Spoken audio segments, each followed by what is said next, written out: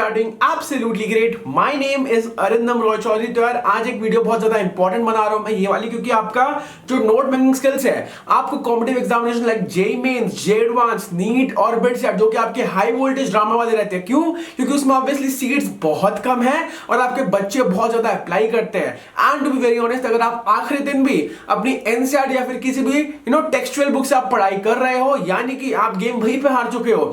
अगर आप नोट्स बना रहे हो इफेक्टिवली, यानी कि अगर आप एक चैप्टर को बुक से 1 घंटे में कर पा रहे हो, आप उसी चीज को ज्यादा डिटेल्ड मैनर में, ज्यादा emphasis on the important topics को देके आप 5 से 10 मिनट में खत्म कर सकते हो। ठीक है, तो यार नोट मेकिंग स्किल्स बहुत ज्यादा इंपॉर्टेंट है। ये एक्सटेंसिव एनालिसिस होने वाला है। Make sure that you like to this video, subscribe to this channel और इस वीडियो को एकदम आखिरी तक देखना। ठीक है, सबसे पहले यार एक चीज आपको बता दे रहा हूं कि only 1% of the people follow this, और 1% बेसिकली आपके 99% को क्रैक करने के लिए बहुत ज्यादा इंपॉर्टेंट होता है। ठीक है, क्यों? ये जो लोग 99% क्रैक करते हैं ना, on the day of JEE main, उसके 2 दिन पहले से लेके वो लोग इतना ज्यादा रिवीजन करते हैं, एक्सटेंसिव रिवीजन। और एक्सटेंसिव रिवीजन आप तभी कर पाओगे आपके जब नोट्स एकदम लिट लेवल के रहेंगे। ठीक है, एकदम कॉम्पैक्ट रहेंगे, लिट रहेंगे और एम्फेसिस रहेगा वहां पे आपका इंपॉर्टेंट पॉइंट्स के ऊपर। ठीक है, सबसे पहले elementary tips, write notes after each learning. आप जब पहली बार पढ़ते हो ना, आपको तब से लेके जब तक आपका पूरा उस चैप्टर का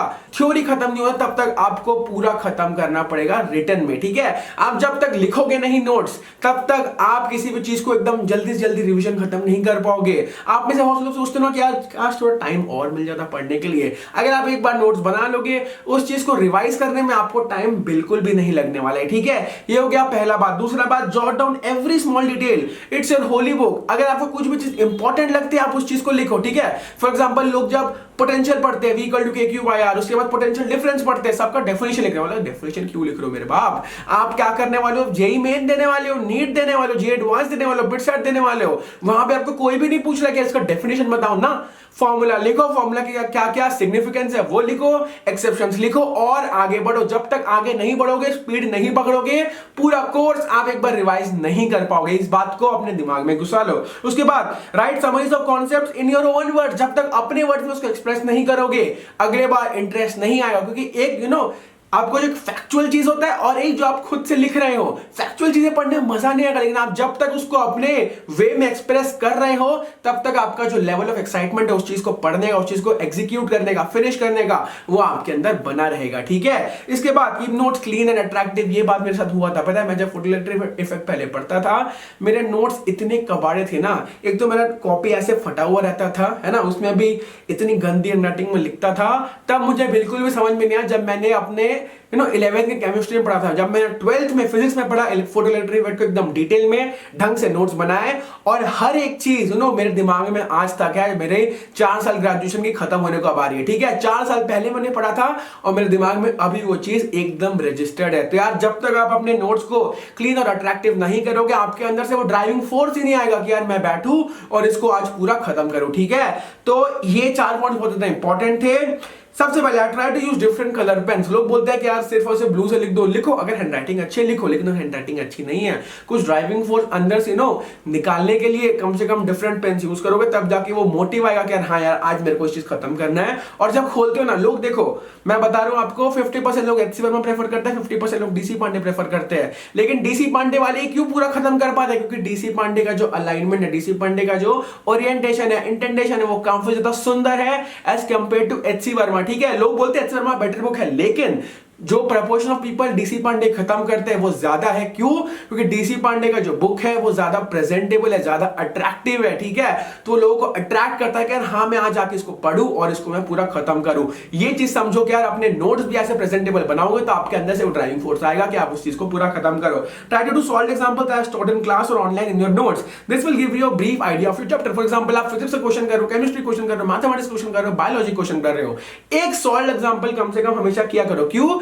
आप जब सिर्फ और सिर्फ थ्योरी लिखते जा रहे हो पूरा ना, आप कभी कोरिलेट नहीं कर पाओगे। उसको डेमोंस्ट्रेट करके एक एग्जांपल लिखोगे, छोटा सा एग्जांपल लिखोगे एकदम कॉपी के साइड में, वो भी आपका एम्पल अमाउंट रहेगा ताकि आप हर चीज को रिकलेक्ट कर सको। ठीक है, इस चीज को समझो कि पूरा थ्योरी में नहीं, कुछ कुछ आपको एग्जांपल भी उसको डेमोंस्ट्रेट करके लेने ही पड़ेंगे। इसके बाद pro tips, make notes even if you are learning a chapter online, include important points learn during any questions in your notes. आपको जो भी इंपॉर्टेंट लगता है उस चीज को लिख लो, और ऐसा नहीं करना कि यार इसको यहां पे लिख रहा हूं फिर अच्छी राइटिंग करके वहां लिखो। लिखूंगा, नहीं, एक ही बार में लिखो, टाइम बचेगा और आप जो भी एक सेटिंग में पढ़ रहे हो आपको हर एक चीज फोकस करने को मिलेगी, ठीक है, इस चीज को दिमाग में रखना। इसके बाद try to make short notes of formula sheets while you revise a chapter. जब भी आप फॉर्मूला बैंक्स यूज करते हो आपका जो चैप्टर है वो बहुत ज्यादा जल्दी होता है। आप जैसे एक फॉर्मूला देखे फिर आपके दिमाग में आएगा ना ये आया कैसे था, आपका कॉन्सेप्ट बिल्डिंग वहां भी हो रहा है, तो इस चीज को एकदम दिमाग में रखना। This can save a lot of time in the last moment and can be extremely helpful. अगर आप लास्ट मोमेंट में बहुत कुछ पढ़ के जा रहे हो लेकिन रिवाइज कुछ नहीं किए,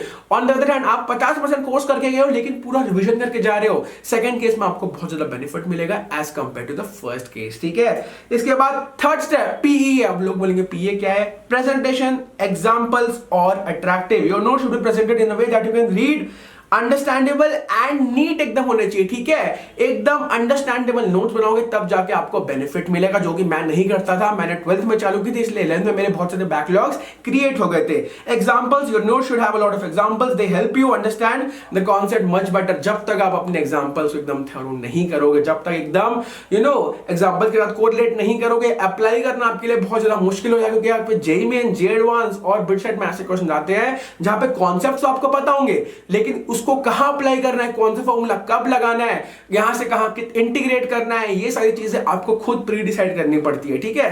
तो वो लेवल ऑफ अंडरस्टैंडिंग आपकी तब आएगी आप जब बहुत सारे एग्जांपल्स देखोगे और उसको अप्लाई करना सीखोगे, ठीक है। Examples is the second step. और थर्ड स्टेप अट्रैक्टिव। जब तक वो ड्राइविंग फोर्स अंदर से नहीं आएगा आप बेनिफिट नहीं ले पाओगे अपने नोट्स का। नोट्स क्या बेसिकली ना आपका टाइम भी बचा रहा है और इंपॉर्टेंट पॉइंट्स पे आपको एम्फेसिस भी करवा रहा है, तो इसीलिए आपको अपने नोट्स को कंसाइज रखना है, ब्यूटीफुल रखना है और अट्रैक्टिव इसीलिए क्योंकि आपके अंदर से वो चीजें आनी चाहिए अंदर से कि हाँ आज मैं बैठ रहा हूं नोट्स पूरा खत्म करूंगा। बुक नहीं यार, बुक बहुत बड़ा है, हमको जल्दी से जल्दी कोर्स खत्म करना है, नोट्स पढ़ाई करना है और उसके बाद हम एकदम फोड़ने वाले हैं, ठीक है। तो इस चीज को एकदम दिमाग में रखो। These steps will have a huge impact on the performance। मैं आपको बता दे रहा हूं है ना, जितने भी लोग अभी यार नोट्स ढंग से नहीं बना रहे हो ना, नोट्स बनाना बहुत ज्यादा इंपॉर्टेंट है। नोट्स एकदम बड़े बड़े मत बनाओ कि आप एक पूरा बुक खत्म कर दो, नहीं, एक चैप्टर के लिए मुश्किल से 4 या 5 पेज का नोट्स बनाओगे, that is more than sufficient. 4 से 5 पेज रिवाइज करने के लिए आपको मुश्किल से 10 से 12 मिनट लगेंगे पहले बार, और जब तक आप इसको 10-12 बार रिवाइज कर लोगे आप 5 मिनट में हर चीज को खत्म कर सकते हो ऊपर ऊपर से देख देख के, ठीक है। और अगली वीडियो में हम बात करने वाले आपका कितना रिटेंशन होता है रिवाइज करने से, आप उस चीज को भी देखना, और जब नोट्स बना लोगे आपका रिविजन का फैक्टर और ज्यादा बढ़ जाएगा, ठीक है। So this is from my side, समय आ गया आप सबसे लेने का, अलविदा।